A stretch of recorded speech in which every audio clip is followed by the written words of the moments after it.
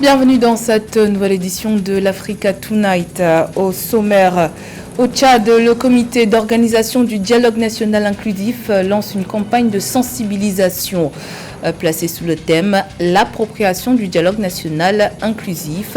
Objectif, mobiliser la population et permettre sa participation au dialogue national annoncé pour le 20 août prochain. En Tunisie, le référendum constitutionnel voulu par le président Kais Saied continue de cristalliser les tensions. Le parti Affectounès a récemment appelé à voter non au projet de la nouvelle constitution. Le vote se tiendra le 25 juillet prochain. Et puis, le président bissau-guinéen Omaro Sissoko Embalo annonce les priorités de son agenda à la tête de la CEDEAO. Un agenda axé sur la sécurité et la stabilité en Afrique de l'Ouest. Mais tout d'abord, une nouvelle attaque terroriste au Burkina Faso. Dans la nuit de vendredi 15 à samedi 16 juillet, des groupes armés ont détruit les ponts de Woussé et de Naré. C'est la deuxième fois que le pont de Naré subit une attaque. La première s'est produite le 30 juin dernier, mais des travaux avaient permis aux populations de continuer à emprunter cet axe routier.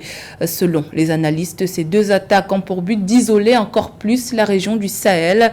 Actuellement, il est quasiment impossible de rallier la capitale Ouagadougou à Dori, au nord-est du pays. Les infrastructures routières deviennent des cibles privilégiées des groupes armés au Burkina Faso. Dans un récent rapport confidentiel adressé aux autorités de la transition, l'ONG Promédiation a attiré l'attention sur la nouvelle stratégie des groupes armés consistant à exercer une pression sur les principaux axes routiers du pays. Attaque terroriste également en Somalie.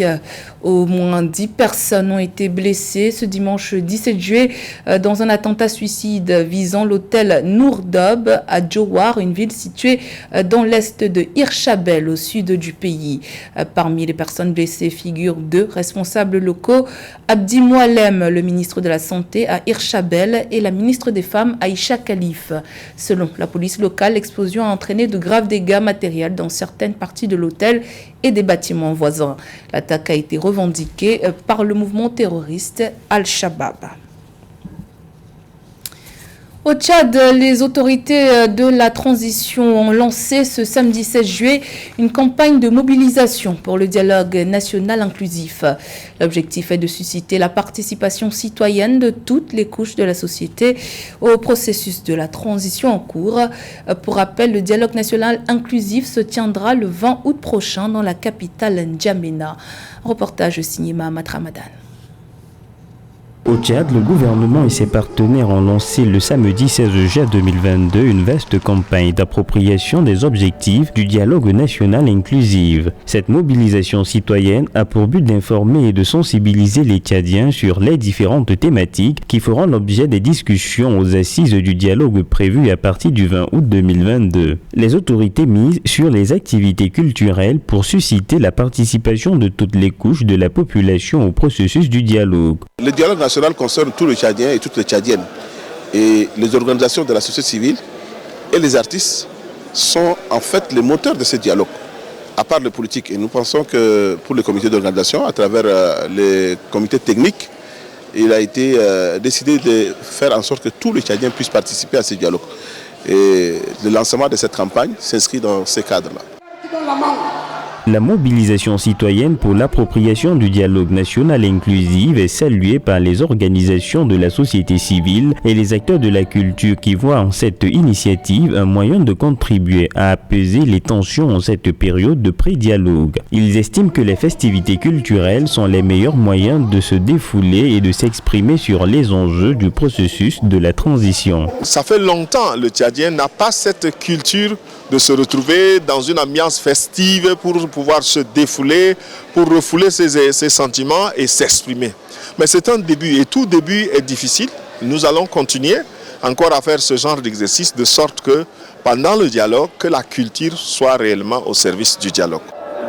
À l'issue des activités de la campagne, les différents acteurs ont appelé les partis politiques et les organisations de la société civile à continuer à mutualiser leurs efforts et à faire des propositions pertinentes au dialogue national inclusif afin d'asseoir définitivement des institutions solides pour un Tchad nouveau post-transition. En Tunisie, le président du parti AFEC Tounes, Fadel Abdel Kefi, a réitéré son appel à voter non au référendum constitutionnel du 25 juillet prochain. Selon ce dernier, le nouveau texte proposé par le président Kais Saied jette les bases d'un régime autoritaire, ne prenant en compte aucune opposition et œuvrant à accorder au président de la République de larges pouvoirs sans supervision ou reddition de comptes possibles. Ce référendum est loin de faire l'unanimité dans le pays, en proie à une crise socio-économique depuis plusieurs mois.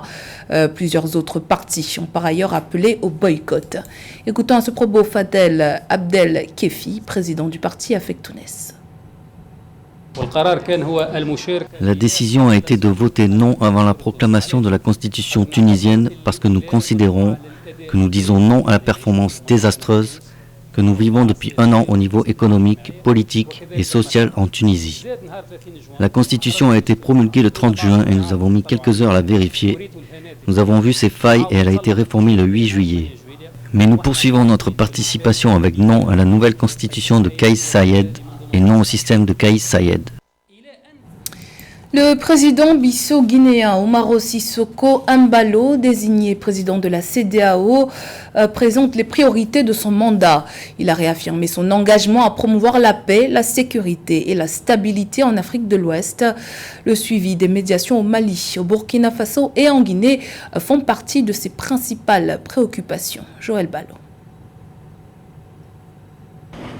Dans un entretien exclusif accordé à Africa 24, le président bissau-guinéen Umaro Sissoko Embalo, qui assure la présidence de la CEDEAO, réaffirme son engagement à promouvoir la paix, la sécurité et la stabilité en Afrique de l'Ouest. Des conditions préalables à la réintégration dans la CEDEAO du Mali, du Burkina Faso et de la Guinée, 3 pays frappés par des coups d'État. On a désigné des médiateurs. En cas de Mali, il y a le président Goodluck Jonathan. Et il y a le président Issoufou qui est très expérimenté, qui a déjà trouvé un accord très important. La libération des rocs, ils ont rendu les passeports. Je pense que les autorités militaires de Burkina Faso, ils ont beaucoup de respect pour les médiateurs. On vient de désigner aussi le président Yahi Boni en Guinée-Conakry. Et ça déjà c'est très important. Pour mener à bien son mandat, le président Embalo a dressé la feuille de route de la CEDEAO pour les 3 pays dirigés par l'armée et auprès desquels des médiateurs ont été mis à contribution pour un retour rapide à l'ordre constitutionnel. Il émet le vœu de voir un rapprochement entre le président en exercice de l'Union africaine, Macky Sall, et les autorités de transition des 10 pays. Heureusement, aujourd'hui, on a le président des exercices de l'Union africaine, qui est ouest-africaine, le président Macky Sall. S'il pourra quand même aussi effectuer une tournée dans ces 3 pays, ça peut renforcer nos frères. Il faut aussi qu'on les mette en confiance. Et là, moi, quand je serai au Mali, Guinée-Conakry et au Burkina, il y a déjà une feuille de route, il y a une recommandation de la CEDEAO. En tant que plus jeune président de cette instance, à 49 ans, le président Embalo envisage au cours de son mandat de stabiliser la situation de la région ouest-africaine et de renforcer l'intégration au sein de l'espace communautaire.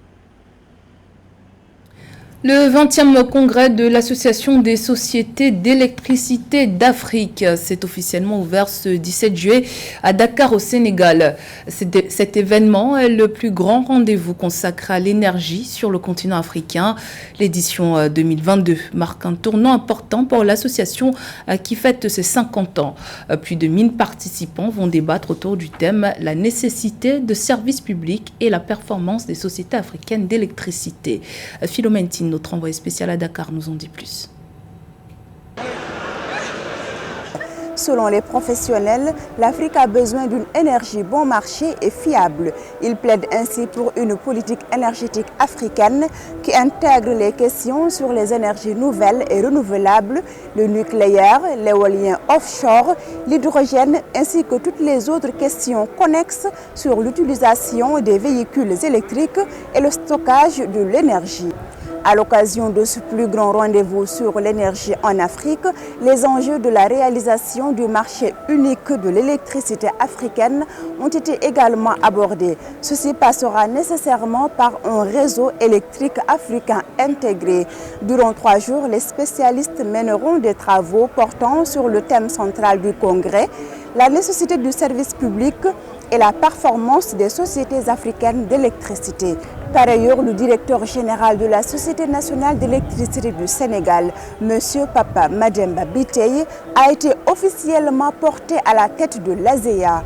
Il est le nouveau président de l'association pour le mandat 2022-2025.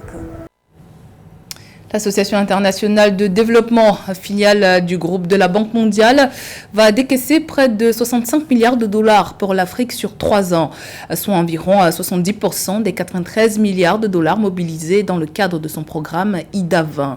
Les fonds qui seront alloués à 39 pays africains éligibles serviront à répondre aux multiples crises et à orienter leurs économies dans des voies transformatrices. Philomène Tina. Les perspectives énergétiques en Afrique 2021 révèlent qu'environ 600 millions de personnes ne sont pas raccordées au réseau électrique en Afrique. À cet effet, réussir une transition énergétique basée sur le renouvelable est l'une des priorités du continent. Je rappelle que les Africains sont engagés de manière très forte sur le renouvelable. Mais dans un pays, le seul renouvelable ne saurait assurer le développement d'un pays. Donc il faut une énergie de base, et cette énergie de base, comme dans tous les pays du monde, elle ne peut venir que pour le moment, ou du fossile, ou du nucléaire, ou du gaz. Tenu dans un contexte de crise profonde, les assises du sommet IDA 20 pour l'Afrique ont pour but d'examiner les modalités d'utilisation optimale des ressources au titre de la reconstitution des ressources du programme de l'Association internationale de développement. Ainsi, les priorités et l'enveloppe financière d'IDA 20, dotée de 93 milliards de dollars, portent sur les problématiques urgentes du continent, notamment une transition énergétique juste et équitable. À cet effet, le président sénégalais Macky Sall a plaidé auprès de la Banque mondiale pour une bonne prise en compte de la question de l'énergie. Depuis janvier, nous nous battons pour qu'il y ait une transition énergétique juste et équitable, que le gaz soit frappé du label vert. S'agissant donc de l'utilisation de ces ressources, nos urgences et priorités sont assurément nombreuses. Parmi elles, il y a l'exploitation de nos ressources pour une transition énergétique juste et équitable. La déclaration de Dakar, intervenue à l'issue de ce sommet, se veut un appel à l'action pour que le continent puisse, dans l'utilisation et dans des délais rapprochés, absorber les ressources IDA 20. Rappelons qu'un montant d'environ 60 milliards de dollars non encore optimisé a été mobilisé en faveur des pays africains lors des reconstitutions intérieures des ressources de l'IDA. C'était le journal de la rédaction. Merci pour votre fidélité. Dans un instant, une nouvelle édition de l'actualité sur Africa 24.